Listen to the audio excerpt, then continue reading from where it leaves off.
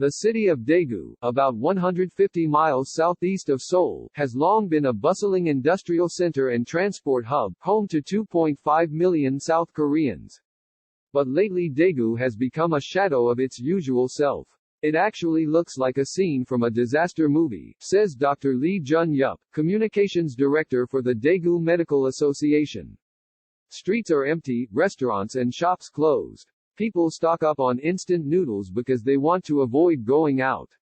Daegu has so far been the main battleground of the coronavirus outbreak in South Korea, accounting for 75% of the country's 7,513 cases as of Tuesday.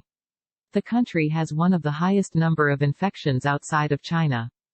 Despite a national system that has a reputation for providing affordable, good-quality health care, the city's hospitals have been overwhelmed with infected patients, necessitating a shift in tactics.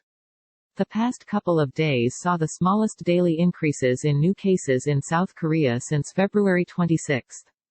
But President Moon Jae-in said Monday it was too soon for anyone to be optimistic. Daegu's first known coronavirus case was confirmed on February 18. A 61-year-old woman was South Korea's 31st case. Epidemiological investigators believe she came into contact with more than 1,100 people. Most are fellow members of the Shincheonji Church of Jesus, a religious group that accounts for most of the cases in Daegu. The disease's rapid spread through Daegu is due in part to the way patients transmit or shed the virus. With this virus, symptoms are mild in the early phase, even though viral shedding is high, explains Dr. Choi Sung-ho of Chungang University College of Medicine in Seoul. Patients may not realize they are infected and so go about their everyday lives. As the virus spread in the early days of the outbreak, a slow trickle of patients entered Daegu's hospitals, which were equipped to handle it, Lee says. Daegu City's policy, at first, was to put every patient in a negative pressure room, regardless of the severity of their symptoms, he says.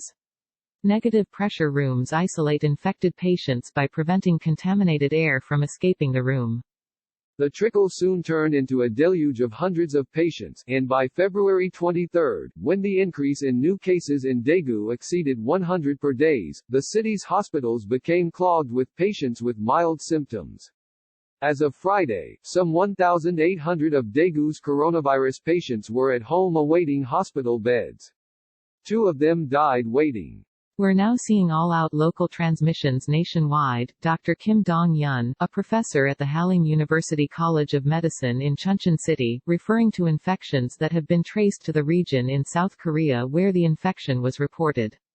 This represents a new phase of the outbreak, Kim argues, and authorities must adapt their response to it. At first they were focused on tracking suspected cases and quarantining them. But Kim says, at this point, tracing how the infection spread is meaningless. Tracing takes up too many resources, he says. He adds that the city doesn't have enough epidemiological investigators and that the virus is so widespread that investigators can no longer sort out who infected whom in Daegu. Kim Hyung-gab, president of the Korean Association of Public Health Doctors and a medical volunteer in Daegu, says he's seeing a shift in tactics from health authorities from trying to contain and trace the virus to trying to mitigate its impact and prevent deaths. This has been done nationwide and involves a range of actions, from canceling schools to calling off K-pop concerts. Since last Saturday, I've seen government efforts shift to securing more hospital beds and building a triaging system, says Kim, prioritizing patients with severe symptoms at health facilities. But he adds, it's not happening fast enough. We should have been preparing mitigation strategies even while we were in the containment phase. Currently, the goal of the mitigation efforts is to delay the inevitable peak of infections, the point at which Daegu reaches the maximum number of coronavirus cases. It will buy time for the authorities to marshal resources and deploy medical personnel to Daegu, Kim says. Despite these advances, halting the virus spread in South Korea could require tougher measures. I believe the surest way is to stop people's activities and movements, says Dr. Choi Sung-ho, of Chungang University's College of Medicine in Seoul. And I personally suspect that the government understands this and wants to impose stricter limits on social activities.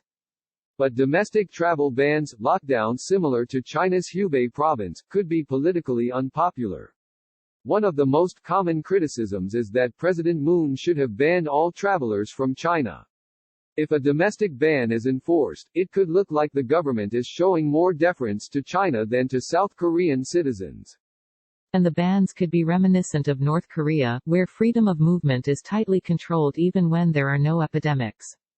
So far, Seoul has not even suggested them.